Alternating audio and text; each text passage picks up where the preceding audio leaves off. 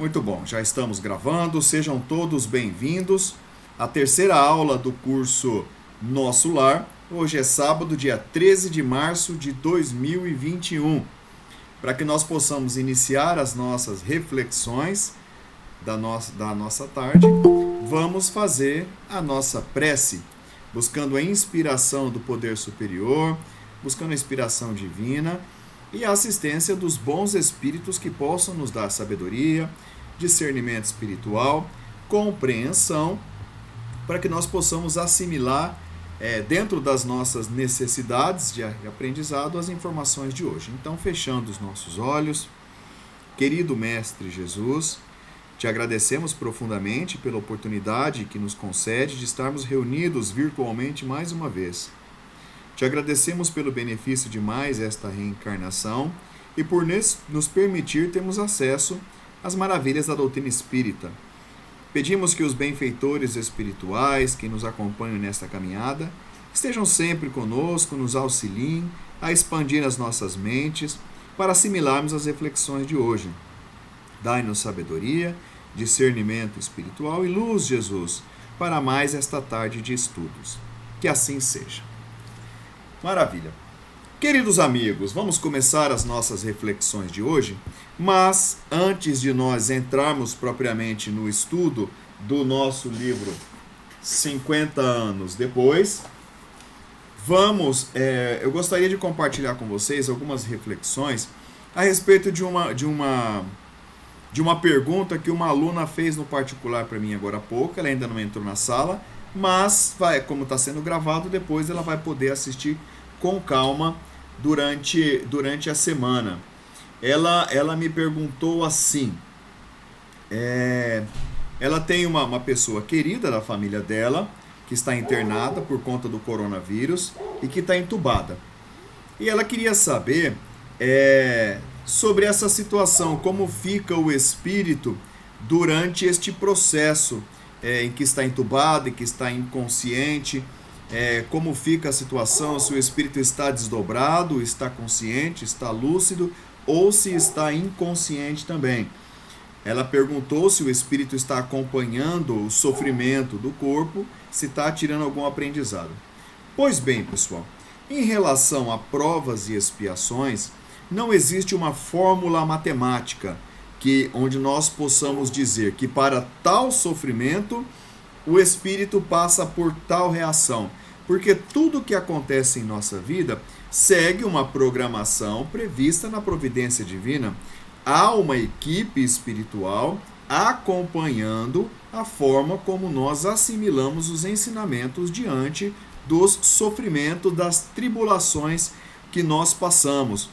Então, cada espírito ele vai assimilar com mais ou menos intensidade as dores, o sofrimento da tribulação que ela está passando. Para um espírito, para uma pessoa que levou uma vida mais espiritualizada, é possível que enquanto o corpo está inconsciente, o espírito está trabalhando no plano espiritual, realizando outras atividades conforme era o seu hábito ao longo da sua vida durante o desdobramento nas asas do sono. Inclusive, enquanto o corpo está inconsciente, há possibilidade do espírito estar, inclusive, ajudando outras pessoas que estão ali na mesma situação. A literatura espírita, que é vasta, ela nos traz casos de tragédias, de grandes desastres, desencarnes coletivos, em que os espíritos mais espiritualizados, um pouco mais adiantados na evolução moral, eles já se libertam rapidamente do corpo e logo em seguida já passam a colaborar no processo de socorro, de resgate dos outros espíritos que estão ali. Então, tudo depende do nível de espiritualização que a criatura está assimilando aquele sofrimento. Então, existe um universo de possibilidades. O fato do corpo estar entubado traz sim um grande sofrimento, mas pode constituir mais um sofrimento para a família do que para o próprio espírito. O espírito, muitas vezes, dependendo do estilo de vida que levou, pode nem estar ali acompanhando aquele sofrimento do corpo. Já está em desdobramento, já está desligado. Por outro lado, espíritos que levaram um estilo de vida mais apegado às sensações da matéria, à satisfação dos prazeres materiais, pode estar ali acompanhando o sofrimento daquele corpo, a agonia do corpo, tentando respirar. Espíritos que cometeram suicídio se lançando nos rios, pulando no rio para morrer afogado, que necessitam de uma prova expiatória no campo da respiração. Esta ferramenta que a espiritualidade tem do processo de estar entubado, da falta de respiração, pode, eu não digo que é em todos os casos, mas pode ser utilizado pela providência divina como uma ferramenta para a libertação do espírito daquele débito que ele tem. Espíritos que fumaram em outras encarnações, que deterioraram seu corpo material através do cigarro, que tem esta necessidade de se libertar deste débito para com a providência divina por terem eles voluntariamente deturpado o seu corpo pelo cigarro, podem estar envolvidos neste processo expiatório para se redimirem dos erros, dos excessos que cometeram.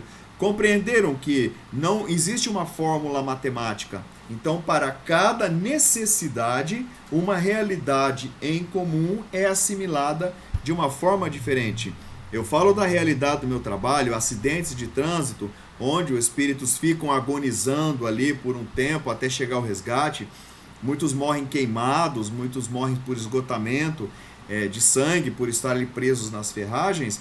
Esta situação, ela vai causar mais ou menos sofrimento ao espírito, de acordo com a sua necessidade de libertação, de expiação naquele momento. O que depende do nível e grau de evolução, ou depende do nível e grau de espiritualização. É sempre importante nós analisarmos como a pessoa levou a sua vida. Era uma pessoa que vivia para a satisfação da vida material, queria sempre ter uma casa melhor, queria ter uma roupa. É claro que nós temos o direito de termos um conforto para nossa família, mas isso não pode ser o objeto da nossa obsessão. Ter um carro melhor, sempre um carro mais potente, um carro mais bonito, uma roupa além daquilo que é da sua necessidade, uma casa mais luxuosa, queria viver para a satisfação dos prazeres, ingerindo bebida alcoólica, frequentando festas, com muita vaidade, com muita luxúria. Então esse estilo de vida denota que a verdadeira importância do espírito era a vida material, era a satisfação da matéria, era o culto da matéria. Então neste processo final de encarnação, de expiação, é muito provável que esse espírito esteja assimilando a dor, o sofrimento com mais intensidade, o sofrimento seja mais intenso.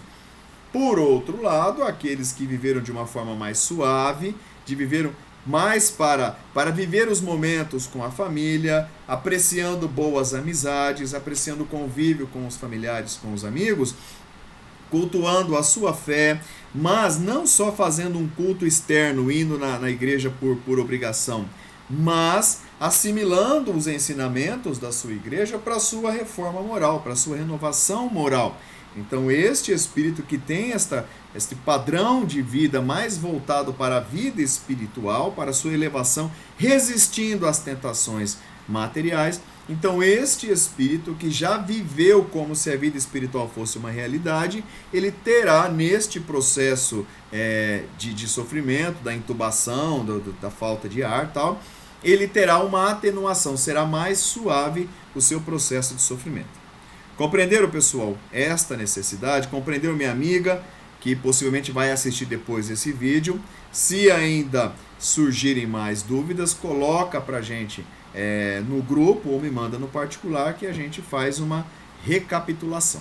Beleza? Então, findo esta observação em relação às pessoas que estão entubadas por conta do coronavírus, vamos começar o capítulo 3 do nosso livro Ave Cristo. Vamos ver qual é a trajetória da nossa irmã Célia vamos receber a Luciana.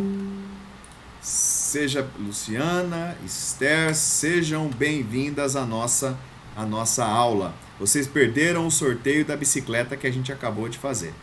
Então vamos começar o estudo do capítulo 3º do livro 50 anos depois. O título do nosso capítulo de hoje, cadê meu livro? Está aqui. 50 anos depois. O título do nosso capítulo de hoje é... Peraí que tá perdido aqui. Sombras domésticas. Vamos lá. No capítulo anterior, nós vimos que Nestório... Deixa eu ver como é que tá a gravação aqui, se está correndo bem. No capítulo anterior, nós vimos que Nestório, que é uma reencarnação de Emmanuel, logo depois de Públio Lentulus, ele foi liberto, porém ele foi admitido como um cidadão culto e independente.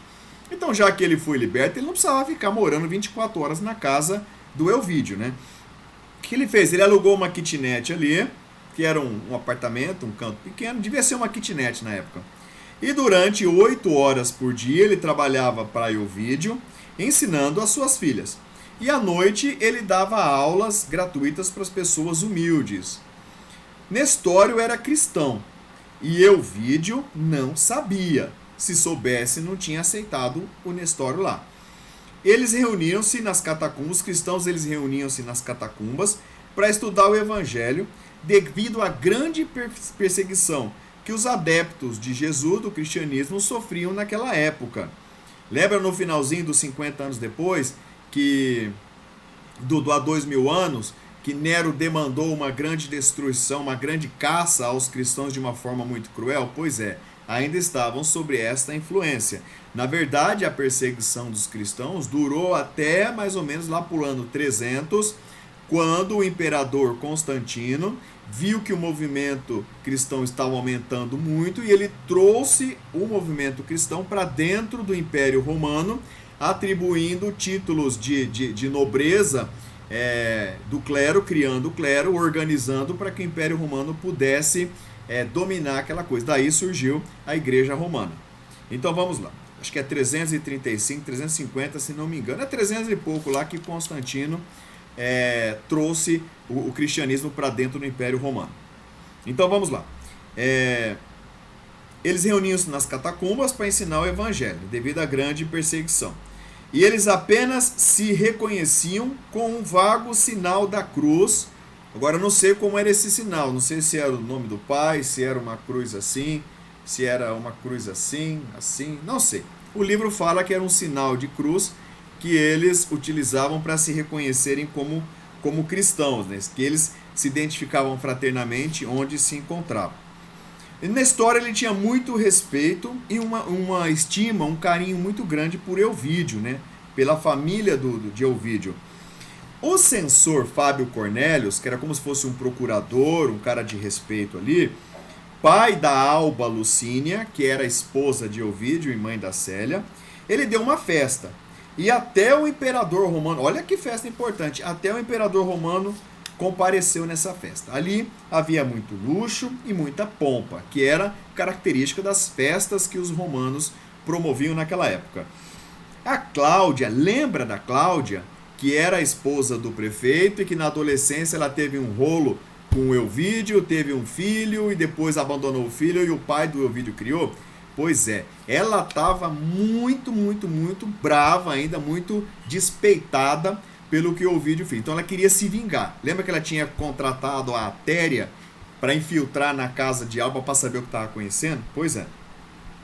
A Cláudia ela se aproximava de Elvídio, enquanto Lólio Úrbico, que é o marido dela, levava Alba para passear. Então a Cláudia vinha conversar com o marido da Alba e o marido da Cláudia levava a Alba para passear. O imperador César, ele quer que Elvídio vá com Cláudia para uma cidade chamada Tibur para decorar construção. E Elvídio fica numa situação, numa saia justa. É claro que a Cláudia já tinha buzinado na cabeça, talvez ela quer fazer um flashback com ele ali, né? Relembrar os anseios da adolescência, relembrar tal. Então, quem sabe, despertar o amor do cara que me abandonou, né? Uma adolescente apaixonada, ela vai lembrar do amor da vida dela pro resto da vida. Era mais ou menos aí. E aí o Elvídio fica, que ele sabe que a menina tá com maldade no coração. De tanto a Cláudia insistir, ele saiu em passeio com o Elvídio, e ela ainda sente que é apaixonada por ele. Olha o amor de adolescência, é muito forte isso aí, né? Foram dar uma volta ali pelo parque e ela fala, e o coraçãozinho dela ficou pulsando, o amor da minha vida, ele é tão lindo. E ela sentiu que ainda estava apaixonada por ele, né? Que não esqueceu ele. Aí o vídeo, já que eles estão juntos, ele pede perdão por ter magoado ela no passado. Olha, minha filha, a gente teve um enrosco aí, mas é coisa de adolescente, você ficou chateada, mas você me desculpa. O moleque, ele não se envolve no relacionamento com a mesma intensidade que a menina se envolve. E aí ele pediu desculpa, olha, mas agora, minha filha, eu sou casado, não é? Eu tenho minha esposa, eu tenho minhas filhas, eu tenho que cuidar da minha família, né? Eu não quero trair minha esposa. Aí ela diz, mas eu sou apaixonada por você, eu sempre te esperei, fiquei aqui, casei com esse cara aqui, mas eu estou apaixonada por você, eu sempre quis ter você. A Cláudia disse que ela vai continuar insistindo, e só interrompido, e aí eles foram interrompidos, um romano que estava passando por ali num canto ali, né? Mas ela continua insistindo. E do outro lado do salão, estava conversando Alba Lucínia, esposa de Ovídio, e o Lólio Úrbico, que é o marido da Cláudia. Eles estão passeando, e aí o que acontece? O Lólio Úrbico olha para ela e fala assim, você é tão linda, eu te amo tanto. Ele declara o seu amor pela Alba. E diz que ele se casou com Cláudia sem amar ela. E ele pergunta para ela se ele pode ter esperança. Não, ainda tem esperança? Você vai dar um like no meu Tinder? E por aí vai. Aí ela fala a mesma coisa que o Ovídio. Ela recusa ele, né? Dizendo que ela é esposa, ela é mãe e ela respeita o marido. E aí ela começa a chorar constrangida. E ele fala, nossa, fiz besteira. Ele fica aflito. Aí ele começa a pedir, me desculpa, filha. Desculpa, até que alguém falou, vem cá que o imperador tá chamando vocês aí, pra ouvir a música. Aí eles quebrou aquele clima, aquela situação chata, e foi. Então, o que nós temos aqui? Nós temos o Lólio Úrbico, que é apaixonado pela Alba, e quer ter um enrosco com ela, e temos a Cláudia, que é apaixonada pelo Ovídio, que já teve enrosco com ele, e quer reatar o amor da adolescência. E aí fica nesse círculo vicioso aí. Ovídio e Alba, eles voltam para casa, os dois constrangidos. E aí a Alba, ela diz que se arrependeu de ter ido na festa, né? O que ele fala? O vídeo propõe para ela, para eles voltarem para o campo, né? Voltarem para outra cidade. Mas ela pergunta dos deveres do império. E ele se lembra do compromisso em Tibur e conta a ela o convite de César, né? Olha, o César me convidou para ir para Tibur, decorar as construções dele lá, e ele quer que a Cláudia vá comigo. O Ovídio, ele conversou com o sogro, o Fábio Cornélio. E aí o sogro repudiou a ideia, né? Sabendo, isso vai dar ruim, não vai dar certo. Sai dessa ideia que não vai dar certo. Ele repudiou. De voltar para a Judéia, né? Não, peraí. Só atualizando aqui. O Ovídio, ele contou pro sogro dele que ele queria voltar para a Judéia. Voltar lá para o campo e se afastar. E o sogro repudiou essa ideia. E aí ele conta sobre a declaração da Cláudia, né? Falou, eu quero voltar porque olha o que a mulher falou para mim. O Fábio, ele disse que ele está endividado. E ele depende dos favores de Lólio Úrbico e Cláudia. E pede para o Ovídio não provocar o espírito vingativo da Cláudia. Olha que situação. O Fábio Cornélios, ele é pai de Alba Lucínia. Ele está endividado, está devendo para o imperador. Inclusive está devendo para o prefeito, que é marido da Cláudia. O Ovídio fala que a Cláudia se declarou e ele quer ir embora.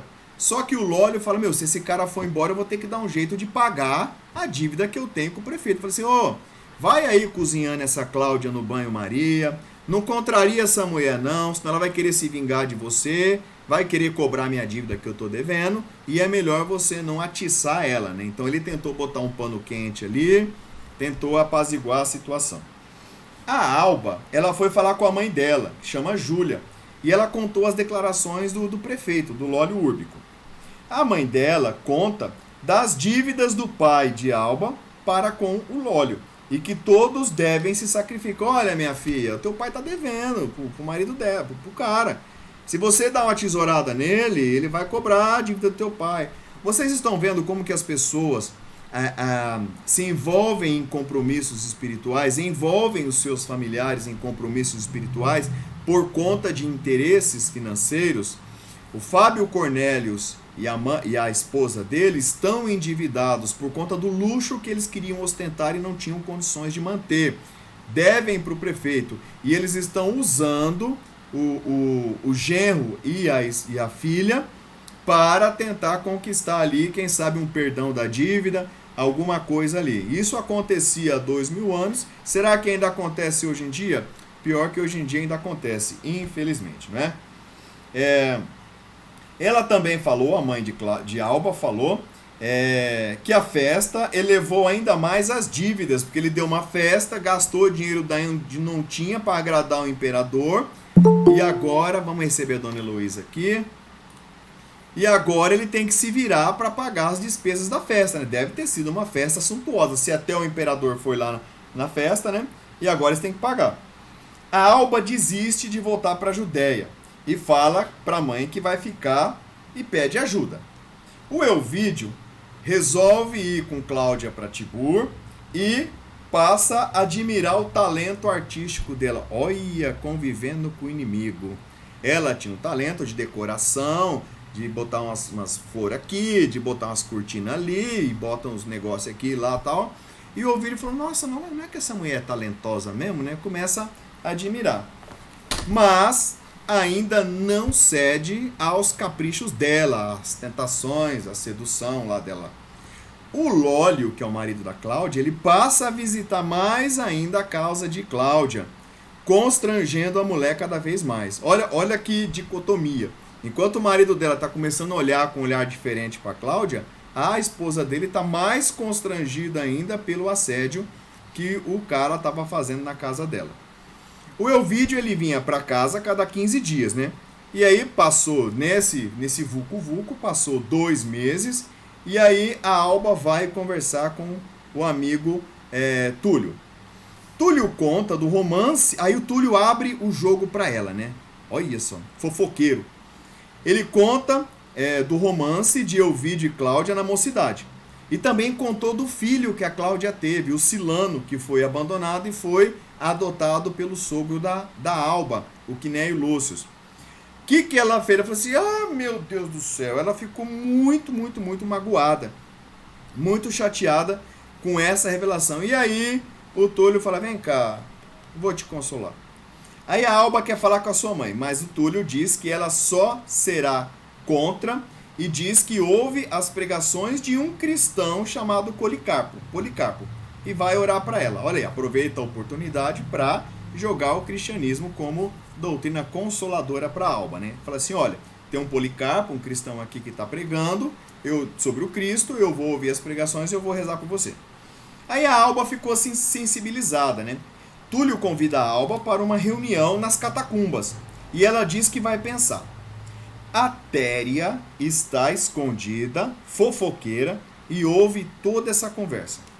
Nessa noite, a Alba ela vai ao altar de Fauno, de um dos deuses, e ora pedindo forças. E aí termina o nosso capítulo. E aí começa o flagelo. Lembra do flagelo que a Lívia viveu no livro Há 2000 anos com o assédio do Pilatos, a desconfiança do marido, o assédio do Pilatos, tudo isso aí? Pois é, a nossa querida Alba Lucínia vai começar a viver o mesmo assédio, o mesmo flagelo que a Lívia viveu.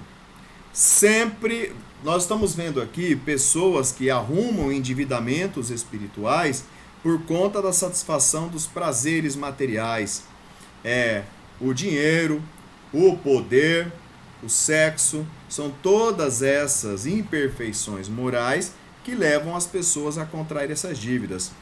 Não lembro se foi André Luiz ou Manuel Filomeno de Miranda que disse que as nossas imperfeições morais atraem os espíritos obsessores como a podridão atrai as moscas. Então somos nós que atraímos os obsessores. Então quando você pensa em entrar num tratamento espiritual, num processo de obsessão, é necessário você entender que é preciso trabalhar a sua reforma íntima, a sua limpeza interior, mudança de comportamento, mudança de pensamentos, mudança de atitudes, para que você possa elevar a sua vibração e tornar inacessível o acesso dos espíritos obsessores à sua vida. A questão não é você ficar atendendo o espírito obsessor. É importante atender, ele é importante. Por quê? Porque nós somos cristãos e nós estendemos as mãos a todos os necessitados. E os obsessores também são necessitados. Mas você tira um obsessor, a pessoa não muda a vida dela, vem outro obsessor. Aí você tira outro obsessor, a pessoa não muda, vem outro obsessor. Aí ela ainda toma um banho de sal grosso, porque o banho de sal grosso é que vai limpar. Meus amigos, é pensamento. O assédio dos espíritos inferiores, ele vem por nós pelo pensamento. Você emanou o pensamento, você atrai eles para a sua vibração. E uma vez eles conectados em pensamento com você, vai ficando cada vez mais difícil você se libertar do assédio deles. Então você tem uma imperfeição moral. Essa imperfeição moral faz você vibrar, gerar pensamentos. Você atrai espíritos obsessores, que eles te estimulam a satisfazer essas imperfeições. E você ainda está vibrando, então é por isso que a obsessão ela é sempre prazerosa. Eu tinha uma revista aqui, eu não sei onde é que está, um artigo que fala que a obsessão dá prazer, o prazer da obsessão. E todo mundo fica feliz, e quando você pensa que não, você está envolvido num processo grave, o espírito ele vai te envolvendo até você cair da caixa d'água. Caiu da caixa d'água, ele te abençoa, ele te abandona, e aí não tem condições de você voltar. Essa encarnação sua está perdida. Amém? Então é mais ou menos isso aí. Sejam bem-vindos quem entrou, Esther, Heloísa, todas vocês. Pessoal que está vindo agora, Deus abençoe vocês. Vamos começar agora o nosso estudo da nossa obra Nosso Lar. Excepcionalmente, no dia de hoje, nós vamos estudar 3 capítulos. Capítulo 9, capítulo 10 e capítulo 11. Flávio, por que só 3 capítulos? Você não falou que era 4? Não, eu falei que era 4, mas hoje é só 3, por conta da gama de conhecimentos, de ensinamentos que esses capítulos vão nos trazer. Eu vou usar uma tecnologia diferente hoje, de um programa que eu instalei. Eu não vou exibir a apresentação. Eu vou colocar no lugar da minha imagem. Se vocês estão me vendo, coloque a minha foto, vira o celular, coloca o celular na posição horizontal, para que vocês, clica lá, girar a tela, para que vocês possam ver a apresentação. Então vamos lá, vamos entrar com a nossa apresentação. Pronto. Esse é o nosso slide da tarde de hoje. Nós vamos estudar o capítulo 9. Estão todos vendo o slide aqui? Ou tá vendo? Beleza? Coloca o celular para girar, que aí vocês conseguem enxergar todo, porque aí já fica salvo para o pessoal que vai assistir depois no vídeo conseguir ver. Então, beleza. Então, hoje, meus amiguinhos, o nosso estudo é do capítulo 9, Problemas da Alimentação. No capítulo 10, No Bosque das Águas. E no capítulo 11, Notícias do Plano. Em relação ao capítulo 9, qual é o nosso objetivo para esse capítulo? Nós vamos observar a importância... Deixa eu receber... Quem está chegando aqui, vamos receber a Doni, seja bem-vindo a Doni. Então o objetivo do nosso capítulo 9 é observar a importância de nós cuidarmos da alimentação, abolindo vícios alimentares prejudiciais ao organismo físico e espiritual. Deixa eu pegar uma coisa aqui para mostrar para vocês. Deixa eu voltar aqui a minha imagem e a gente vai fazer uma dinâmica muito legal. Um pouquinho. Vamos lá. Isso aqui é uma vela de 7 dias. Flávio, o que você está fazendo com uma vela aí? Você vai fazer, sei lá. Não, aqui veio na doação, recebi uma doação de uma senhora que desencarnou e no meio da doação dela veio uma vela de 7 dias. O que ela ia fazer com essa vela, eu não sei. Mas vamos lá. Eu já falei isso aí em algumas palestras, em alguns estudos, mas esta reflexão ela é sempre importante. Deixa eu reduzir um pouco mais a luz aqui. Essa reflexão ela é sempre importante. Vamos considerar que esta vela é o corpo material de um espírito que reencarnou. Então nós temos aqui uma quantidade de fluido vital, que é a energia vitalizadora que alimenta as nossas células e dá vitalidade ao nosso corpo material durante a nossa vida. Então nós temos aqui Deixa eu ver aqui. Então nós temos aqui o fluido vital, as energias que são concedidas a um espírito, e cada um tem mais ou menos energia de acordo com a sua necessidade de permanência do plano material. Então nós temos aqui as energias. Pois bem, isso aqui é uma dádiva de Deus, da providência divina para a nossa evolução. Então a quantidade de energia que você recebeu para o seu corpo material é a necessária para a sua permanência no plano material, para o seu aprendizado, para a sua libertação das imperfeições e por aí vai. Tudo aquilo que você tem que fazer. Beleza? Então, qual é a nossa obrigação, o nosso compromisso para com Deus? É a gente zelar por esta matéria que nos foi concedida, não é? Se Deus nos deu 77 anos, 2 meses, 15 dias, 2 horas, 5 minutos e 3 segundos para viver, é essa energia que nós vamos utilizar. Porém, existem algumas atitudes, alguns atos nossos, algumas coisas que nós praticamos nessa vida que vão acelerando o gasto dessa energia. Então, noite sem dormir, ficando na balada, ficando no forrozão, ficando lá no Baiuca, no São Vito, para quem gosta de ir nessas baladas.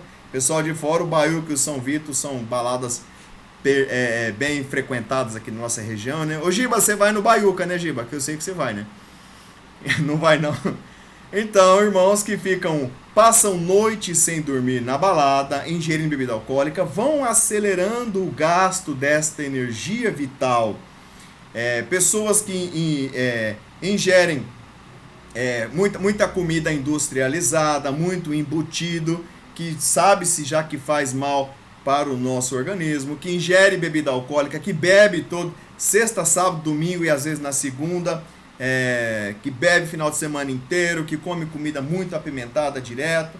Enfim, todo mundo, vocês são adultos, muitos mais adultos que eu, e já sabem tudo aquilo que faz mal para o organismo. Então, esses hábitos que a gente realiza, que vão esgotando o nosso fluido vital e vão abreviando o nosso tempo de permanência na Terra, vão antecipando a nossa vida, a nossa morte, vão adiantando a nossa morte, abreviando a nossa vida.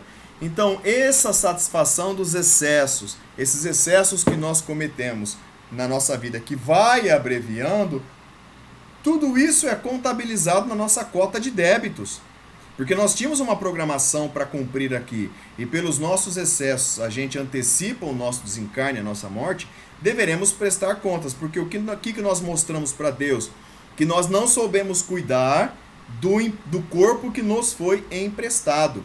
Por conta disso, na próxima reencarnação, nós viremos com limitações para que a gente possa nos libertar desta dívida perante a providência divina por termos antecipado o momento da nossa morte. Então, aqui neste capítulo, por isso nós vamos observar a importância da gente cuidar da nossa alimentação, abolindo vícios alimentares que prejudicam o nosso corpo material. Então vamos lá, vamos para a nossa apresentação. Pronto, está na tela. Deixa eu achar aqui onde é que está, para a gente poder acelerar. Então vamos lá. O problema na alimentação. Antigamente, deixa eu falar aqui, deixa eu ir já no capítulo, no texto do capítulo, para a gente já entender o contexto do que está acontecendo aqui na nossa história. Deixa eu mudar a carinha do Flavinho aqui, que a carinha do Flavinho aqui está no meio do texto. Espera aí, vamos mudar para cá. Vai, Flavinho, sai daí, vem para cá. Pronto, ficou melhor aqui. Então vamos lá. André Luiz estava passeando com Lísias, e aí de repente ele viu as águas ali, né? E aí ele fica olhando os jardins, as coisas tal, e ele pergunta, como que é o abastecimento daqui, né? Como que é a questão da alimentação, abastecimento de água, como funciona aqui em nosso lar essa questão? Quem que é responsável por distribuir comida? Porque nosso lar tem 1 milhão de habitantes, então esse povo tem que comer.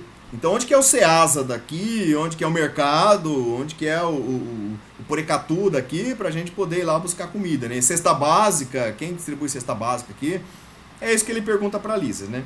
E aí ele pergunta, olha, eu não sei, eu não vi nenhum Ministério da Economia aqui para poder distribuir comida. Aí olha que história interessante. Lísias conta para ele que antigamente os serviços de abastecimento tinham uma característica mais destacada, mais específica, né? E aí o atual governador, o que acontece? As pessoas comiam, ingeriam da mesma forma que eles se alimentavam quando encarnados, desencarnados eles comiam, queriam comer. Quero comer feijoada, quero comer isso, quero comer aquilo, então eles queriam comer. E aí o governador, quando assumiu, ele decidiu acabar com isso aí, né? Então o que ele fez? Ele quis atenuar, por quê? Porque ele entendia que o espírito desencarnado tem que aprender a se libertar dos hábitos materiais da vida materializada, senão, da vida encarnada, senão não tem na razão de ser dele estar na coluna solar, fica no umbral, ou fica obsediando o povo lá, né? Então o que ele quis? Ele quis atenuar essas expressões da vida material que recordassem os prazeres, os desejos materiais, né? E aí as atividades de abastecimento ficaram reduzidas a um serviço de distribuição sob o controle direto da governadoria. E aí Lises ainda fala que rezam os anais da colônia que há mais ou menos um século ele lutava com extrema dificuldade para adaptar os habitantes à simplicidade, à vida espiritual. E aí muitos recém-chegados, deixa eu adiantar o slide aqui, muitos recém-chegados ao nosso lar, deixa eu tirar o Flavinho daqui, vem para cá, Flavinho, aí, fica aqui do lado da moça aqui, ó. Pronto. Muitos recém-chegados em nosso lar duplicavam a exigência. Eles queriam mesas fartas, bebida excitante, dilatando velhos hábitos da vida terrena. Então o cara chegava, coisa que ele nunca comeu na terra, queria comer nosso. Não, agora eu estou em nosso lar, estou desencarnado, eu quero tomar um chateau do Valier, eu quero comer uma lagosta, quero comer um negócio lá tal. Então tinha essas exigências, né? Queriam se envolver em banquete, né? E aí isso começou a causar problemas. Travou? Travou, voltou, beleza. E aí isso começou a causar problemas para as pessoas lá, né? E aí o que o governador fez? Ele convocou 200 instrutores de um plano mais elevado, de uma colônia mais elevada, para espalharem novos conhecimentos, para dar aula para aquele povo, para ensinar que eles tinham que se libertar desses prazeres materiais. Meu, você não tá vivo mais, filho.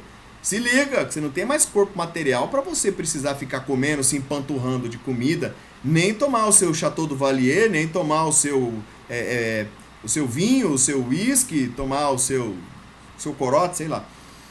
E aí, ensinaram, esses 200 instrutores, ensinaram para as pessoas a absorver energia através da respiração, absorvendo os fluidos que vinham da atmosfera. Nós vamos estudar no curso Passe que 70% da alimentação nossa vem pela respiração, 30% vem pela boca, assimilando aquilo que a gente come. E aí veio rebelião, né? Aí o povo achou ruim, fez rebelião, manifestação, palanque, foram pra BR, botaram fogo em pneu, queria parar tudo e tal, achando ruim, né? E aí eles falavam que nosso lar é uma cidade de transição. Olha, nós não estamos no céu ainda, que é uma transição, calma aí, maneira, né? Não é justo de uma hora para outra a gente apegar dos hábitos, não estamos preparados para isso. E aí ele fala ainda que tem algumas pessoas mais revoltadas, fizeram protesto nas ruas lá de nosso lar, fizeram manifestação pública lá, reclamando. E aí, muitas vezes, o Ministério do Auxílio ainda esteve cheio de espírito que ficou doente. O cara ficou doente ainda, o Carlos. O cara estava morto, ele queria comer, aí não deram comida, ele ficou doente. Foi pro hospital espiritual, falando que estava desnutrido, passando mal, porque não estava comendo, não dava comida para ele. Olha que povo exagerado, né? E aí o que aconteceu? O governador, ele mesmo assim, muito bondoso, muito amoroso, ele não castigou ninguém. Ele explicava, ele convocava essas pessoas para conversar, expunha para eles de uma forma paternal as explicações. Olha, você não precisa mais disso, precisamos melhorar os nossos métodos de espiritualização. E aí André ficou curioso, né? André pergunta pro Lísias, ô Lísias, deixa eu ver como é que tá o slide aqui. Aqui. Deixa eu mudar a posição, o Flavinho pode ficar aqui. Deixa eu mudar a posição do Flavinho aqui. Diminuir um pouco o Flavinho e fica aqui no cantinho aqui. Ó. Isso, não atrapalha não. Pronto. E aí, ele perguntou pro Lísias, como é que o governador resolveu essa situação, essa briga, esse povo que queria comer e o governador não queria dar comida para eles? Ele falou, depois de 21 anos de perseverante demonstração de paciência por parte do governador, o Ministério da Elevação aderiu a essa modalidade mais espiritualizada, né? E eles eram o Ministério do Esclarecimento, que eram os mais teimosos também foram aderindo. E aí o governador velho governador, ele nunca agiu só. Ele trouxe outros espíritos de luz, de entidades, de esferas superiores, que iam orientando as pessoas tal, e sempre iam esclarecendo essas pessoas. Tudo isso, o Lísias continua, provocou separação nos órgãos do nosso lar, né? E aí, o que acontece? O que a Bíblia fala? O reino que não se une, ele perece. Então, essas divergências de opiniões enfraqueceu as proteções espirituais de nosso lar e permitiu o assédio de entidades perversas. Deixa eu subir um pouquinho aqui. Permitiu o assédio de entidades perversas que começaram a atacar nosso lar.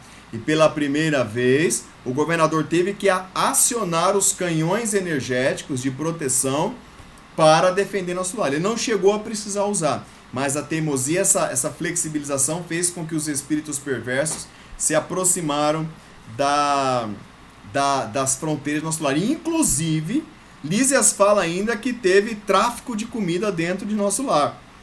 Tem espírito lá que, desobedecendo o governador, ainda dava um jeito de traficar comida, entrava escondido comida para distribuir para as outras pessoas. Olha aí, se em nosso lar tem tráfico, que difícil a gente combater aqui, né? Ele diz aqui, ó,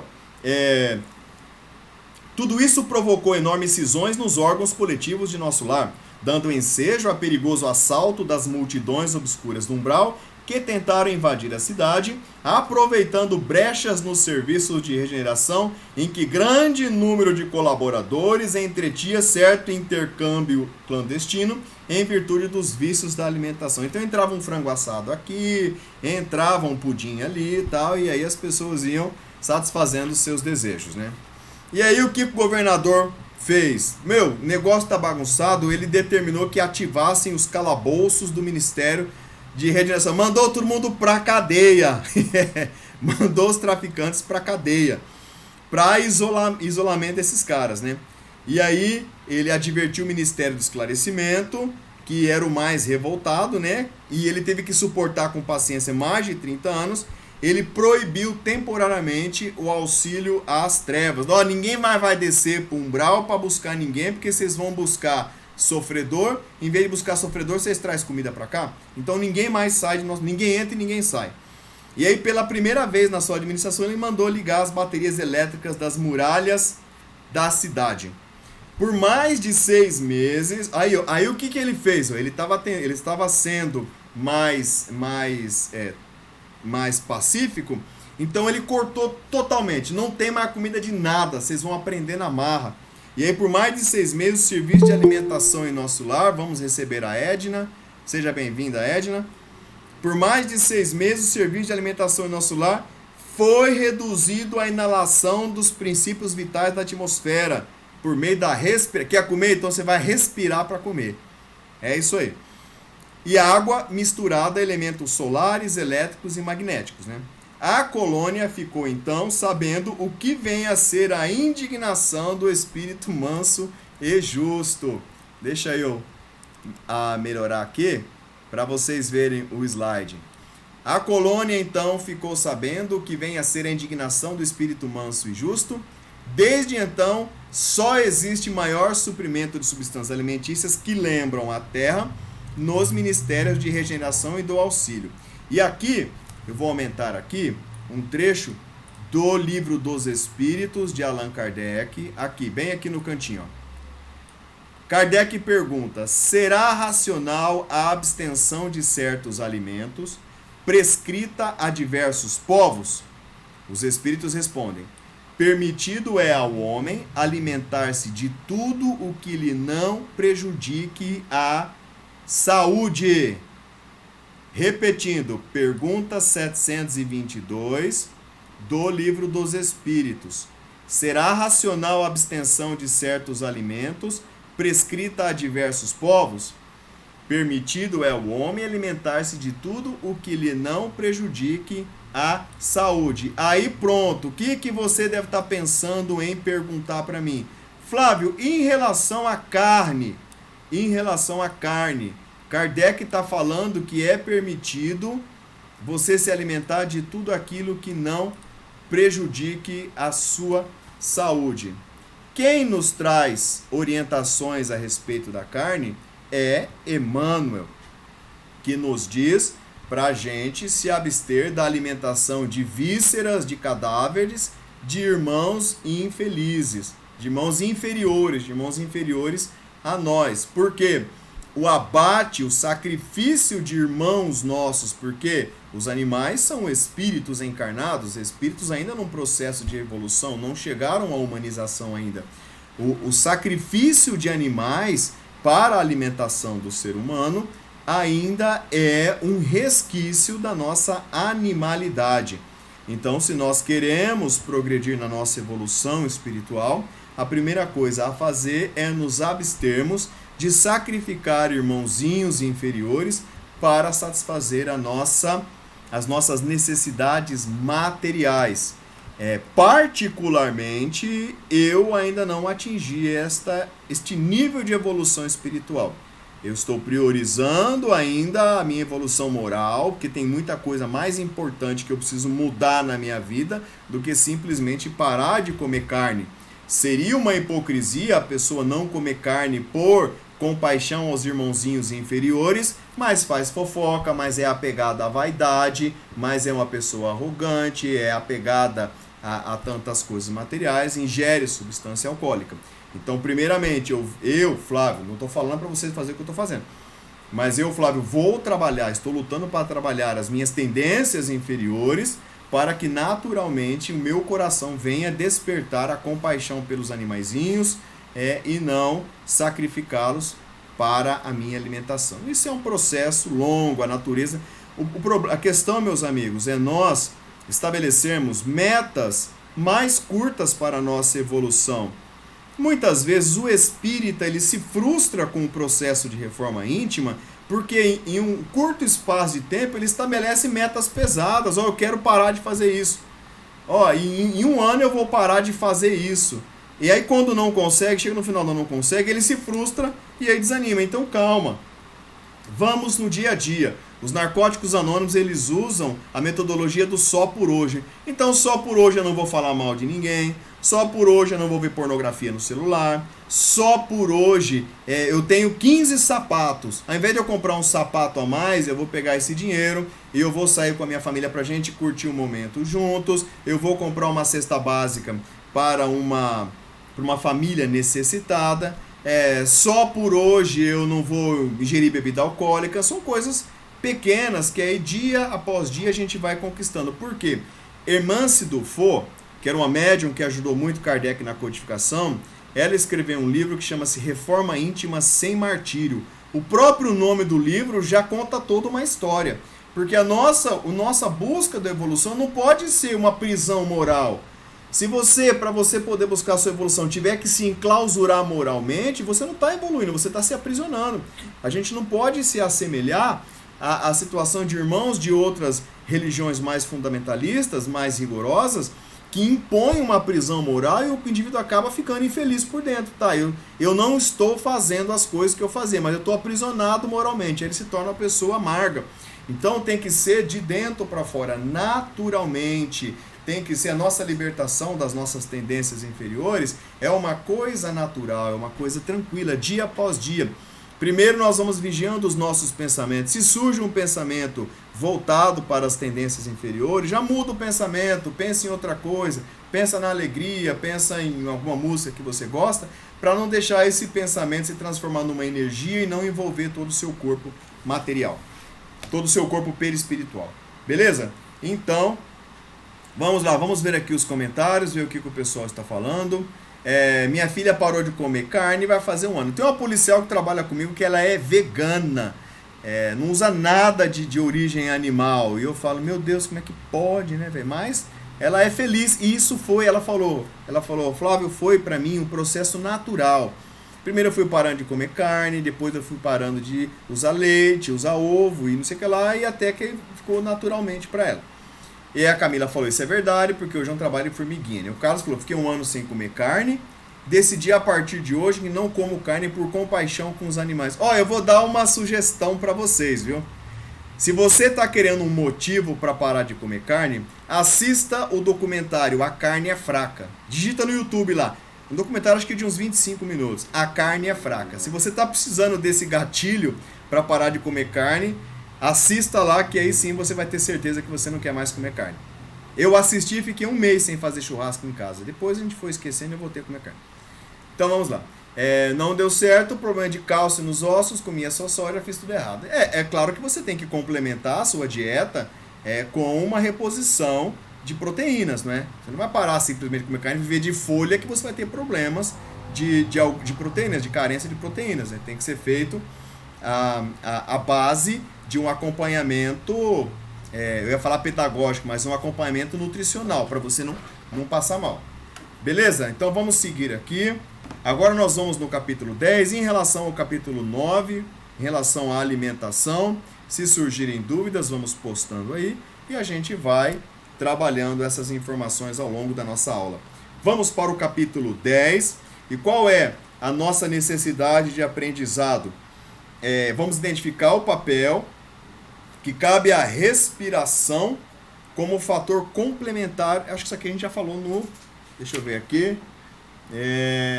Sim, isso aqui a gente falou no capítulo 7, né? Nós vimos que... Olha só, pessoal.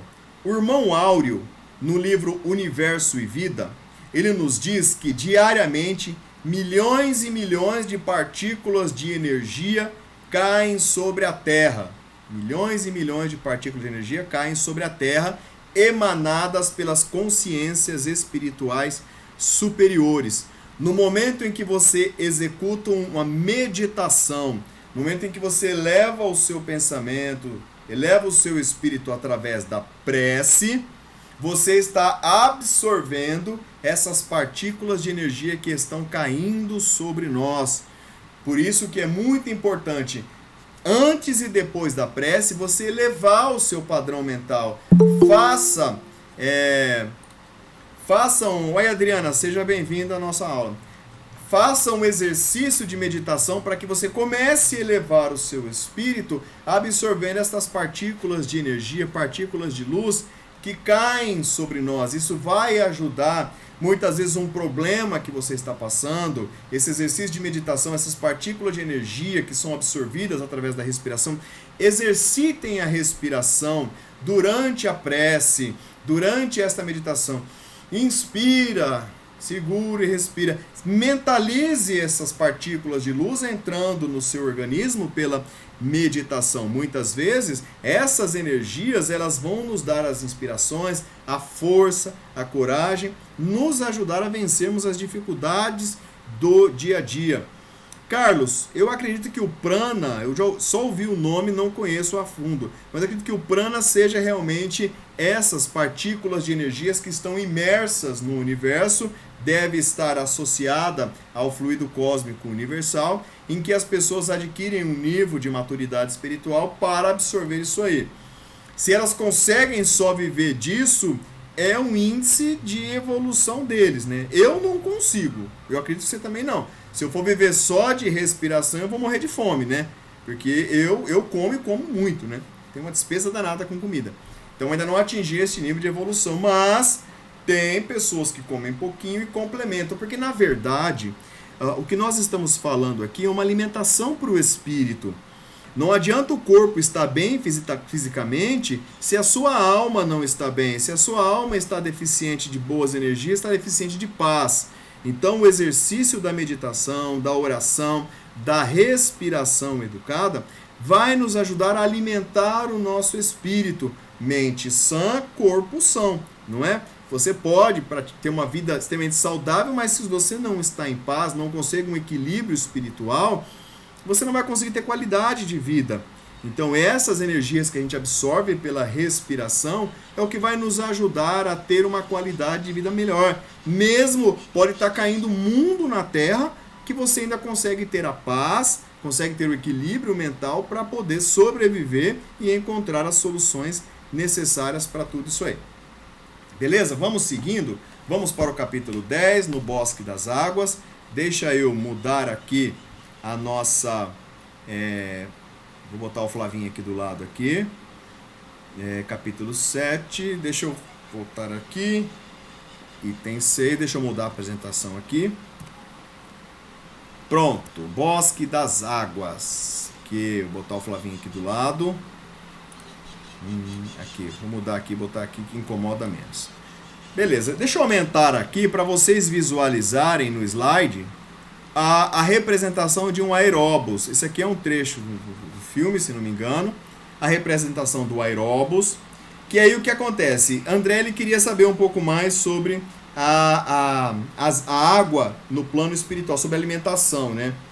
E aí Lísias convidou ele a visitar o Bosque das Águas, e como era um lugar longe, e ele não estava pronto para ir pelo deslocamento do pensamento, eles foram de aeróbus. Tá vendo o aeróbus aqui? Aeróbus era como se fosse um ônibus, um trem, sei lá, um negócio lá, que ele se deslocava. Deixa eu voltar aqui ao tamanho do nosso slide, para que a gente possa ir acompanhando. Eu ampliei, pronto. Aqui está o slide inteiro. O Flavinho está aqui do lado atrapalhando. Pronto, então vamos lá. Capítulo 10. Aí eles amontaram nesse aeróbus. E como que André descreve este aeróbus?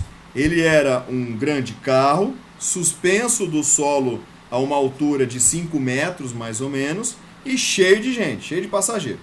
E aí, quando ele chegou no ponto de onde eles estavam, ele desceu, estava no alto, ele desceu, como se fosse um elevador. E André Luiz olhou, né? Não era uma máquina que a gente conhece, ainda não chegou aqui na Terra. Deve ser mais ou menos alguma coisa semelhante ao Eurotrem, né? Ao Eurotrem que tem lá, o trem lá do Japão, mais ou menos alguma coisa assim. Lembrando que André Luiz escreveu esse livro em 1940 e lá vai pedrada, né? 1900 e Guaraná com rolha na boca. Então era uma coisa antiga, antiga para aquele tempo, mas moderna para André Luiz. Não era uma máquina, era constituída de material flexível, tinha um comprimento enorme e parecia ligada a fios invisíveis, em virtude do grande número de antenas que tinha em cima, né? E aí mais tarde ele confirmou, visitando as oficinas de serviço de trânsito e transporte, né? Aí o Lísias não deu tempo para ele ficar perguntando muita coisa, que André era muito curioso, e aí eles embarcaram nesse negócio aí, nesse aeróbus. E aí eles foram para o Bosque das Águas. Deixa eu reposicionar o Flavinho aqui. Fica aqui perto da cachoeira, meu amigo, aqui. Pronto. E aí eles foram para o Bosque das Águas visitar lá. Só ainda uma pequena observação a respeito do aeróbus. André Luiz ele vem nos falar que a velocidade desse trem, desse ônibus, sei lá, ele era tanta que não dava para ele ver, eu acredito que ele ia a velocidade da luz mais ou menos, não dava para ele ver os detalhes das construções do lado, né? Ele não conseguia ver a paisagem.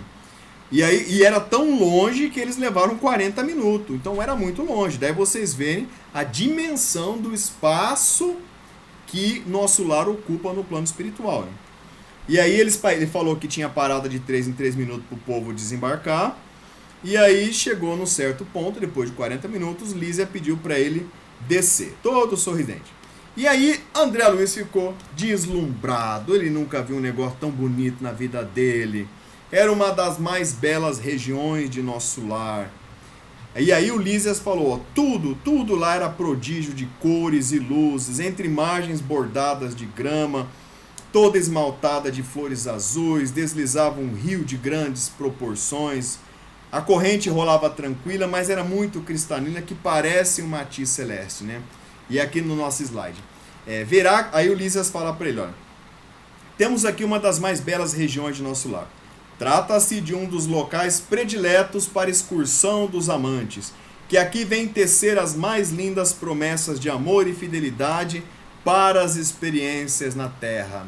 Já pensou, Xisto, você e a Maria do Carmo, antes de encarnar, passeando de mãos dadas em nosso lar, fazendo promessa? Já pensou, seu Carlos, o senhor e a Isildinha passeando, o Mauri, o senhor e a Isildinha passeando lá em nosso lar, seu Mauri? Sua pesquisa gerou o seguinte resultado.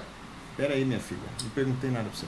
Já pensou você, ô Mauri, o senhor e a Isildinha passeando de mãos dadas em nosso lar? Já pensou, seu Carlos, o senhor e a dona Elza de mãos dadas em nosso lar? Né? Ô Camila, você e o Vinícius lá em nosso lar, de mãos dadas, passeando lá, fazendo promessas de amor. A gente vai encarnar, vai fazer tanta coisa. Chega aqui e não faz nada do que prometeu. Mas a vida é assim, não é? Não é, Esther? É assim mesmo, dona Elza.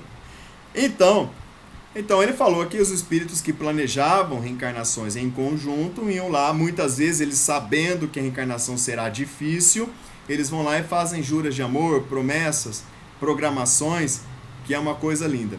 Aqui fica uma sugestão, tem um livro, um filme, que foi gravado em 1954. Ele foi colorido por computador, que se chama O Pássaro Azul. Eu assisti quando era criança, eu acho que o seu Amaury, não sei se lembra desse filme, chama O Pássaro Azul, tem no YouTube. É muito legal. Em sonho, as crianças são projetadas, duas crianças projetadas para o plano espiritual. E aí eles veem tanto a vida quanto a morte. Eles vão para uma colônia onde tem espíritos preparando a reencarnação. É legal, de uma forma alegórica, bonita, mas é interessante, muito interessante, e convém assistir. O Pássaro Azul. É muito legal. Então vamos seguir aqui. Então eles estavam no Bosque das Águas, né? E eles viram o rio. Deixa eu mudar o slide aqui. Aí o Lísias fala assim, ó, a água aqui ela tem outra densidade, muito mais tênue, pura, quase fluídica. Então a água de nosso lar é diferente, é uma água mais sutil. Lembra que a gente falou na outra aula que nosso lar é uma cópia melhorada da Terra, inclusive a água ela é mais evoluída lá. E Lísias fala que a água é o veículo dos mais poderosos para os fluidos de qualquer natureza. Aqui ela é empregada como alimento e remédio, e você compreenderá que a água, como fluido criador, absorve em cada lar as características mentais dos seus moradores. Opa, acende a luz amarela da tua família, da tua casa. Principalmente para essa última frase. Compreenderá que a água, como fluido criador, absorve em cada lar as características mentais dos seus moradores. Corta para mim. Preste atenção. Aí na sua casa, qual é o ambiente vibratório que tem na sua casa? É um ambiente de brigas, de palavrão, de xingamento, de músicas menos decentes, músicas indecentes? Tudo isso aí, a água que vocês bebem, está absorvendo essas emanações mentais. Muitas vezes nós desenvolvemos doenças no nosso corpo material por conta de estarmos ingerindo água que absorveu as energias dessas brigas, desses palavrões, desses xingamentos, círculos de ódio, de rancor, que envolvem. A casa é um verdadeiro inferno na vida da pessoa e essa água está absorvendo tudo isso aí. Muitas vezes, quando você vai se alimentar, você vai ingerir bebida, vai ingerir água, você vem envolvido numa vibração ruim.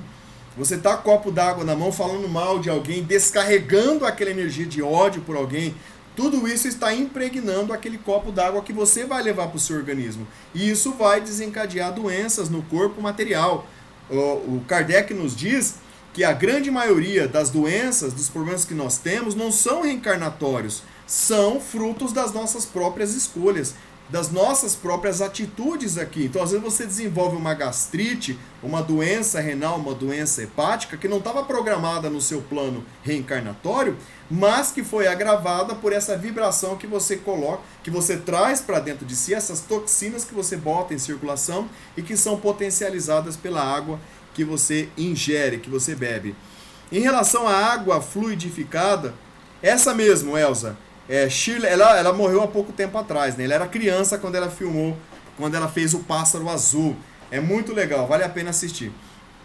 Agora nós vamos desmistificar, eu quero aproveitar esse espaço aqui, já são 18 horas e 7 minutos, eu quero desmistificar algumas coisas que o espírita tem, algumas lendas que o espírita tem.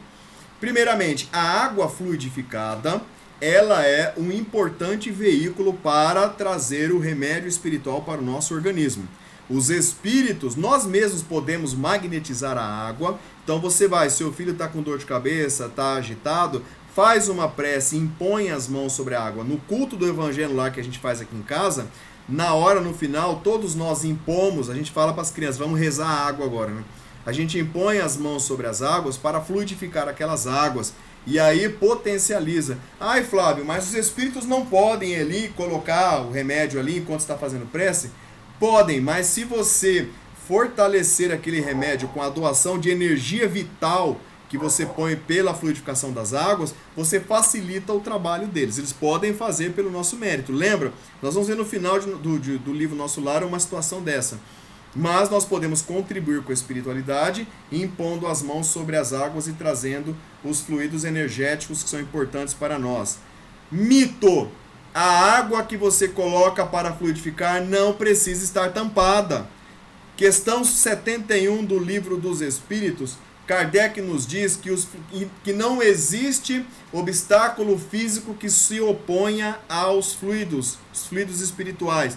Então você vai no centro espírita, leva a sua garrafinha d'água, não precisa destampar. Você corre o risco de cair um mosquito lá, que vai ser magnetizado. Você vai tomar um mosquito magnetizado, mas não precisa magnetizar o mosquito, ele não está precisando ser magnetizado. Não precisa destampar a sua água. Na nossa casa espírita, a gente fluidifica aqueles copos lacrados de água para não ter problema de algum cuspe, alguma coisa cair lá dentro lá e a pessoa se... Já faz um tempo que a gente não usa mais os copinhos de água, até por conta do coronavírus, né? É uma coisa mais saudável, mais higiênica. Então não precisa estar tampado. No ato da oração, as energias que estão sendo depositadas, elas não são bloqueadas pela tampinha da garrafa d'água. Não vai ser a tampinha da garrafa d'água que vai impedir das energias entrarem, mas a tampinha vai impedir de bactérias, micróbios, mosquitos caírem dentro da sua água. E não precisa tampar. Outro mito que o pessoal fala, mas é uma pergunta, uma dúvida que gera uma certa divergência no meio espírita. Flávio, a água para ser fluidificada é temperatura normal ou ela é gelada? Eu vou trazer para vocês duas opiniões. Um dos maiores escritores no campo do passe da magnetização hoje é um cara lá do Rio Grande do Norte que se chama Jacob Melo. E o nome nas garrafinhas? Márcia, o nome das garrafinhas já é uma facilidade para a espiritualidade colocar ali o remédio. Na verdade, o nome nas garrafinhas ele é importante quando todas as garrafinhas tiveram a mesma origem. Então eu vou lá, eu pego uma caixa de garrafinha de água mineral que veio da mesma origem e coloco ali. A espiritualidade vai fluidificar todas elas. Se você colocar o seu nome, os espíritos eles sabem que você não precisa colocar o nome, coloca um X, alguma coisa que identifique que vai para você. Os espíritos sabem que eles podem colocar um remedinho especial para você para auxiliar em alguma necessidade que você tem ali. Se você vai da sua casa com uma garrafinha cor-de-rosa de tampa azul, que já veio com você e que ninguém mais vai beber, não precisa colocar o nome nas garrafinhas ali. Não precisa. Pode deixar ali, porque os espíritos sabem que aquela garrafa é tua e que ninguém vai beber.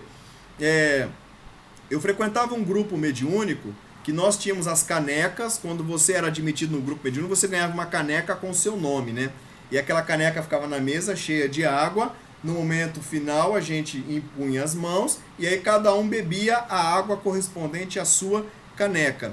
É uma profilaxia que ajuda os espíritos a magnetizarem aquela água dentro da sua necessidade.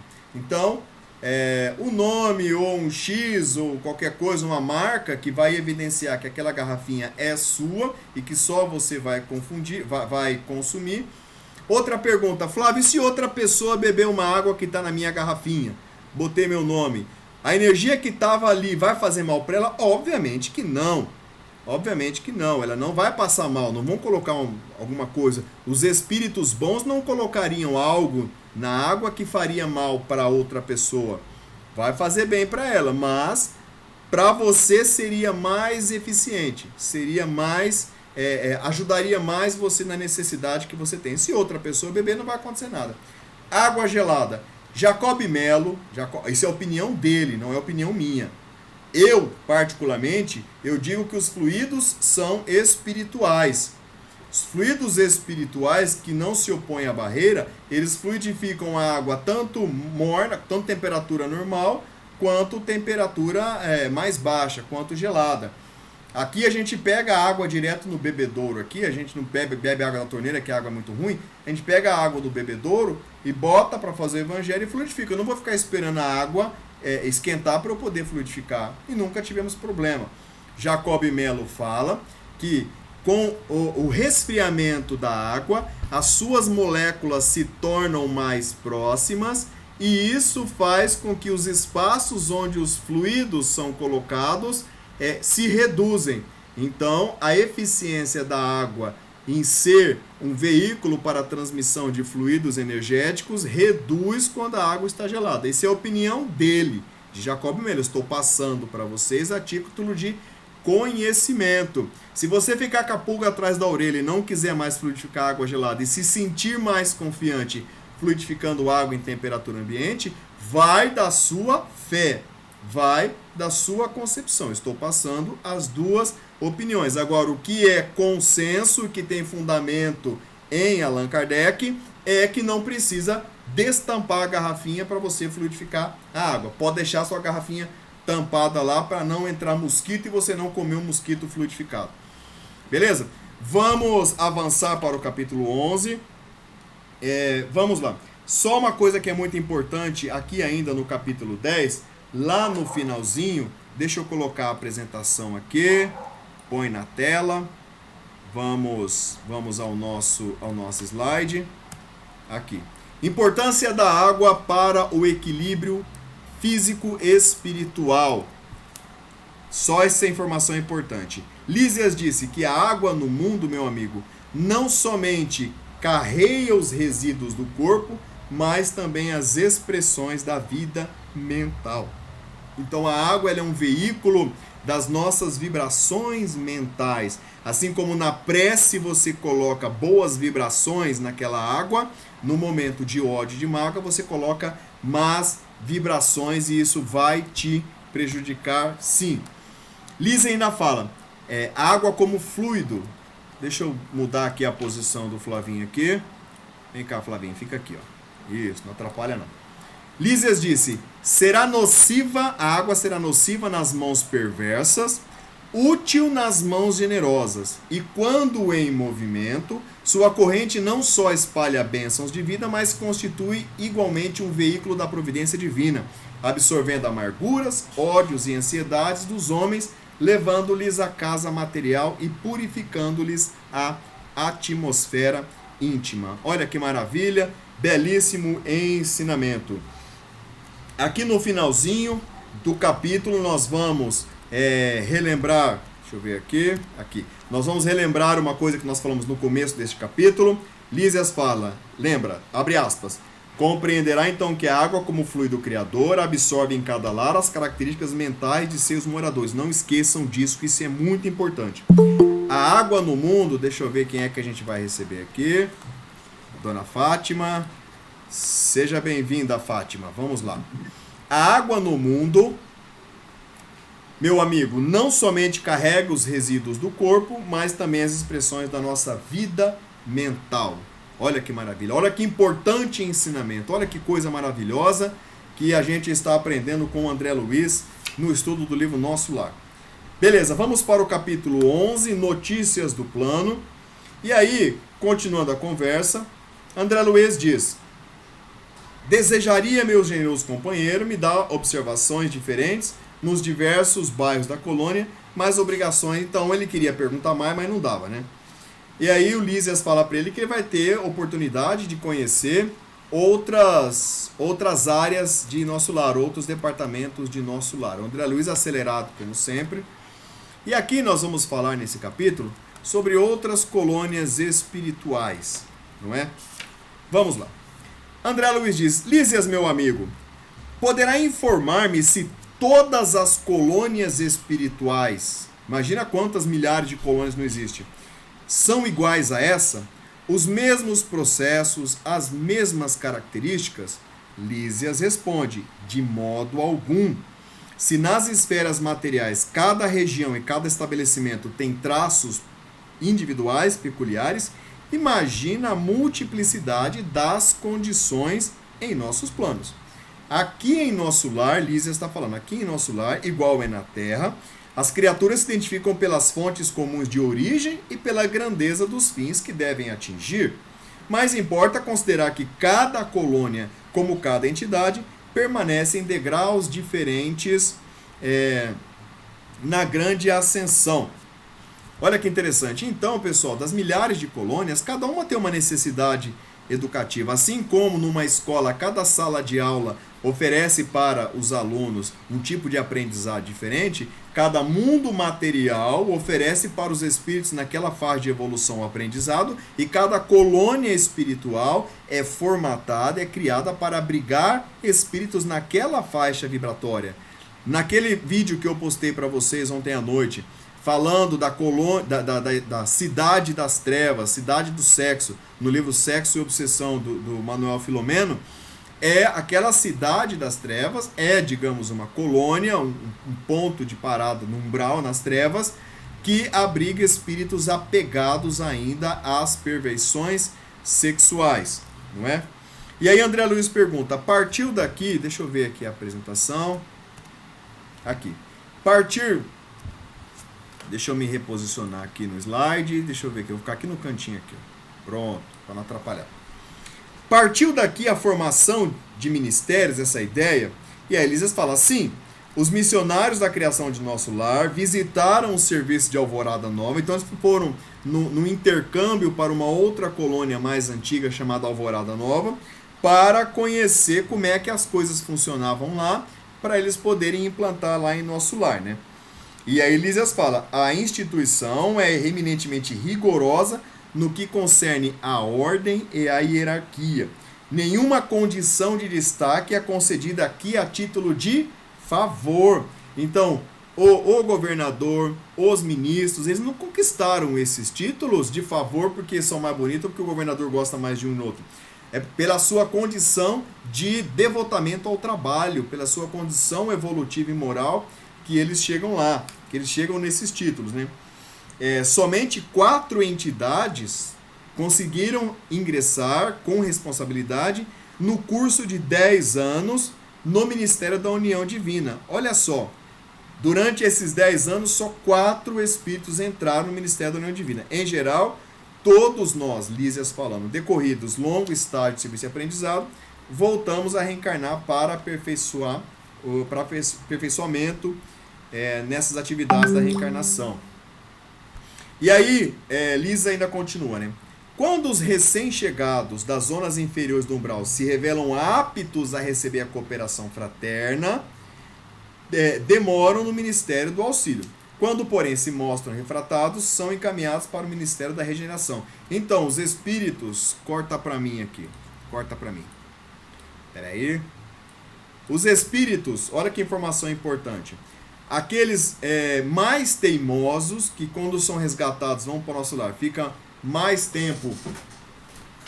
Agora está na hora de aumentar a luz aqui. Aí. Está escurecendo aqui. Os espíritos que chegam ao nosso lar resgatados, quando eles são mais teimosos, eles vão para o Ministério da Regeneração. Quando eles já são mais brandos e pacíficos, que já têm condições de ser ajudados, eles vão para o Ministério do Auxílio para se engajarem numa linha de trabalho. Se revelam proveito com o correr do tempo, são admitidos aos trabalhos de auxílio, comunicação e esclarecimento. Então não existe ócio. O cara foi resgatado, estava doente, melhorou da doença, já é engajado no trabalho já. Jesus disse, meu pai não cessa de trabalhar, e eu também não. Então não tem ócio no plano espiritual. Você não vai ficar lá no céu tocando harpa, blém, blém, blém, blém, morreu, vai ficar tocando harpa. Não é assim, você vai trabalhar, filho. Foi resgatado, passou o período de perturbação depois do seu desencarne, Você vai trabalhar, vai arrumar um serviço lá no campo da caridade, ajudar as pessoas. Deixa eu perguntar aqui o que a Esther perguntou. A Marcela, as colônias são como na Terra, vamos à mesma conforme nossos laços, além da carga vibratória? De certa forma, sim, Marcela. O nosso padrão vibratório é que vai evidenciar que tipo de colônia que vai abrigar a gente. Claro que tem muitos irmãos aqui. Nosso lar fica em cima do Rio de Janeiro. Não é todo mundo que morre no Rio de Janeiro que vai para nosso lar. Tem gente que não tem a mínima condição de ir para nosso lar, não é? Aqui em casa, a Esther perguntou, aqui em casa eles bebem água sem saber, porque não gostam disso. Eu não entendi a pergunta. Eles bebem água sem saber, porque não gostam. É água fluidificada, Esther? É água fluidificada. É importante no Evangelho você explicar. Começa a adquirir o hábito de pedir para as crianças impor. Vamos impor as mãos? Vamos pedir para Jesus colocar aqui na água o remedinho para a gente? Para que a gente vai tomar um remedinho para não dar dor de cabeça, para não dar dor de barriga, para não dar dor de estômago. Marcela, nem todas as pessoas que convivem conosco vão para a mesma colônia. Nós vamos ver que Lísia se encontrou com a mãe dele e mora com a mesma mãe dele porque eles estavam na mesma vibração. Agora, uma coisa que muito atrapalha no plano espiritual são espíritos que já têm um certo padrão vibratório superior, mas eles ainda se preocupam com aqueles que estão no padrão vibratório inferior. Nós vamos ver mais isso, Marcela. Segura essa sua pergunta no gatilho, que quando nós formos estudar no capítulo onde André Luiz se encontra com a mãe dele, a gente vai trabalhar essa questão dos nossos entes queridos nas colônias de uma forma muito profunda, muito peculiar. Beleza? Então, Esther, fala para as crianças lá, vamos rezar a água, vamos pedir para Jesus colocar o remedinho espiritual, tal. Arruma um copinho colorido para eles, para ficar legal, um para cada um, coloca o nomezinho deles, para estimular eles a gostarem de beber água. Que vai ficar legal. Vai que é sinônimo de sucesso. Sempre dá sucesso. Então vamos lá. Continuando aqui. Tá falando dos espíritos que são acolhidos, para onde eles vão. E aí, André Luiz, deixa eu ver aqui. Ele complementa aqui, dizendo... Deixa eu botar aqui a nossa apresentação. Vamos lá. Aqui ele fala... Quando estão aptos a receber cooperação, vão para o Ministério do Auxílio. Quando se mostram refratários, vão para o Ministério da Regeneração. E se eles revelam proveito com o tempo para preparo da reencarnação, eles vão para o Ministério do Auxílio, Comunicação e Esclarecimento. E por aí segue. Então essa é a destinação dos espíritos lá em nosso lar. Aqui nós já estamos partindo já para o final da nossa aula. O nosso tempo já está esgotando. Deixa eu botar o Flavinho aqui. Vamos falar a respeito do trabalho em nosso lar. Isso aqui é muito importante. André Luiz disse que a lei do descanso ela é rigorosamente cumprida para que determinados servidores não fiquem sobrecarregados, para que um não trabalhe mais do que o outro, um não carregue mais pedra do que o outro. No que concerne ao repouso, o único que não descansa é o governador, que nunca aproveita o descanso, os tempos de descanso, né? Então aqui no nosso slide. As tarefas do auxílio são laboriosas e complicadas. Os deveres do Ministério da Regeneração constituem testamentos pesadíssimos. Os trabalhos da comunicação exigem alta noção de responsabilidade individual. Os campos do esclarecimento requisitam grande capacidade de trabalho e valores intelectuais profundos. Então, olha aqui, essas aqui são as avenidas de trabalho que nosso lar oferece. É pesado o trabalho lá. Então vamos fazer uma reflexão. Se todo o espírito que vai para o nosso lar, depois de se recuperar do tratamento, vai se engajar no trabalho, e se todos os trabalhos lá são pesados, exigem dedicação e devotamento, você acha que qualquer um vai para o nosso lar? Qualquer um de nós vai para o nosso lar? Não. Então o nosso lar já é uma colônia que está num nível um pouco acima do que normalmente nós vimos as colônias por aí. André Luiz, ele não fala, ele preserva a sua identidade quando é material, mas ele foi um grande médico enquanto material, enquanto encarnado. Existe uma divergência nas correntes doutrinárias de que ele ou foi Oswaldo Cruz ou foi Carlos Chagas. Mas ele foi um médico proeminente aqui, então ele já tinha, mesmo tendo desencarnado por suicídio indireto, mas ele já tinha um nível de evolução, um nível de conhecimento maior, que garantiu a ele o mérito de ir para nosso lar. ele ficou só 8 anos no umbral, quando a maioria fica 10, 15, 20 anos no umbral, não é? Então não é qualquer um que vai para o nosso lar. Os trabalhos lá são pesados, os trabalhos são árduos. As atividades da união divina requerem conhecimento justo e sincera aplicação. E aí, partindo para o... vamos aqui dar uma olhada ainda em relação ao trabalho, uma importante reflexão, a gente não pode pular isso aqui, a respeito, deixa eu aumentar o Flavinho aqui para dar um destaque maior nele. A respeito do trabalho, de acordo com Kardec no Livro dos Espíritos, pergunta 676. Olha o que Kardec pergunta, o que os Espíritos dizem para ele. Por ser uma consequência de sua natureza corpórea, ele pergunta, por que o trabalho se impõe ao homem? Por que o homem tem que trabalhar? Não é? Por que o homem tem que trabalhar? Não quer trabalhar, por que tem que trabalhar? Aí os Espíritos respondem, por ser uma consequência da sua natureza corpórea, é a expiação e, ao mesmo tempo, um meio de aperfeiçoamento da sua inteligência. Sem o trabalho, o homem permaneceria sempre na infância, quanto à inteligência. Por isso é que seu alimento, sua segurança e seu bem-estar dependem do seu e da sua atividade. Ao extremamente fraco de corpo, outorgou Deus a inteligência em compensação à falta de força física. Mas é sempre um trabalho. Então, todo e qualquer trabalho é atribuído por Deus ao homem para a necessidade de aperfeiçoamento. Aqui, falando um pouco sobre a governadoria de nosso lar, deixa eu mudar. Olha aqui o desenho conforme o livro da Egorina Cunha, que bonito que é. Lísias diz que governadoria é a sede movimentada de todos os assuntos administrativos, serviços de controle direto, como, por exemplo, de alimentação, distribuição, energia elétrica, trânsito, transporte e outros. No descanso e o trabalho, Lísias diz que aqui a lei do descanso é rigorosamente observada, conforme nós vimos ali.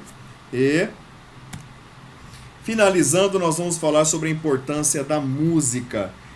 André Luiz diz que em plena via pública ouvia-se tal e qual se observara na saída belas melodias. Então é como se tivesse em alto-falante tocando música direta. E aí, Lísias disse que essas músicas procedem das oficinas dos trabalhadores de nosso lar. Após consecutivas observações, reconheceu a governadoria que a música intensifica o rendimento do serviço em todos os esforços, em todos os setores do esforço construtivo. Desde então, ninguém trabalha em nosso lar sem o estímulo da alegria. A música, ela traz para o espírito boas vibrações. Você, quando cultiva, quando aprecia músicas, para vocês terem uma ideia, Mozart, ele veio do planeta Júpiter, que é um planeta muito mais evoluído, reencarnou no planeta Terra, para trazer músicas para ensinar os seres humanos a buscarem a sua elevação espiritual através da apreciação de boas músicas. Olha que maravilha. Eu quero mostrar para vocês um vídeo, rapidinho, só para nossa reflexão. Quer ver? Eu vou mudar aqui. Eu vou mudar a tela aqui para a gente finalizar. Deixa eu ver se é o pessoal do outro curso que está me chamando aqui, perguntando se vai ter aula hoje. Deixa eu ver aqui. Não são eles. O celular está tocando aqui. Eu vou mudar aqui. Eu quero mostrar para vocês um vídeo do YouTube. Aqui, deixa eu achar aqui. Aqui. É um vídeo do YouTube. Deixa eu ver se ele vai tocar. Esse vídeo aqui, ele mostra um trecho de um louvor numa igreja evangélica. Eu vou passar rapidinho porque o nosso tempo já deu.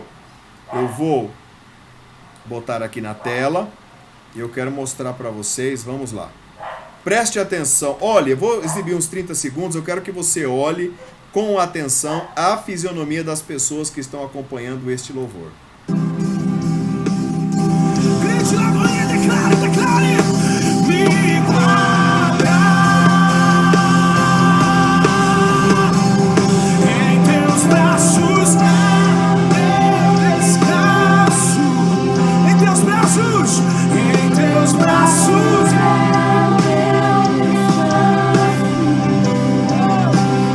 em teus braços.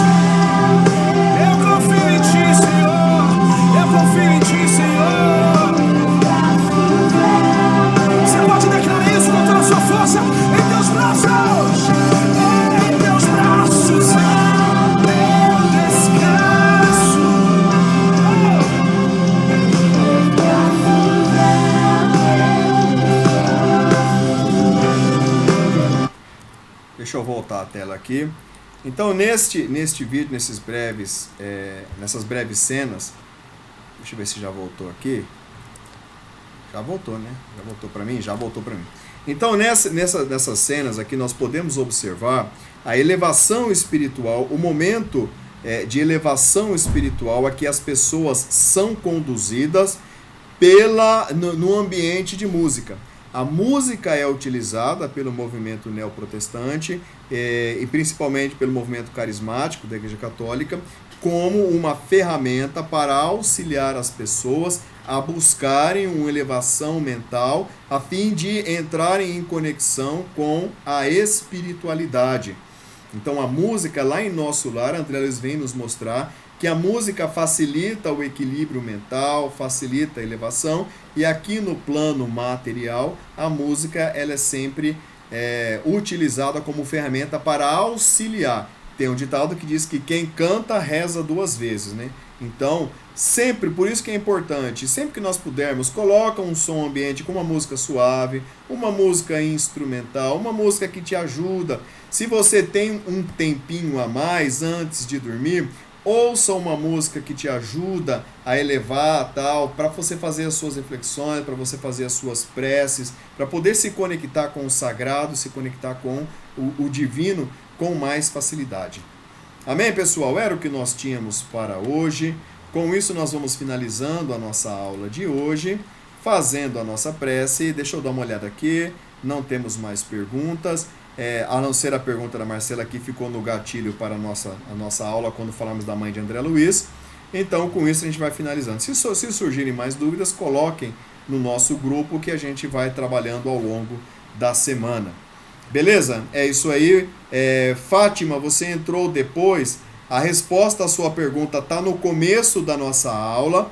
Eu vou postar daqui a pouco no YouTube esse vídeo. Você assista a nossa aula desde o início, do princípio, do começo, para que você possa ver aquilo que você me perguntou. Beleza? Maravilha. Então, pessoal, eu convido vocês a fecharem os olhos. Vamos buscar uma posição confortável, onde nós possamos buscar a nossa elevação mental, buscar uma conexão com a espiritualidade.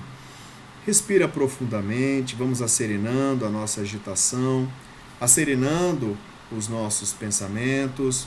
Vamos rogando a Jesus que nos dê a oportunidade, neste momento, de sentirmos a Tua presença, de sentirmos a presença dos nossos companheiros espirituais, dos nossos amigos do plano espiritual.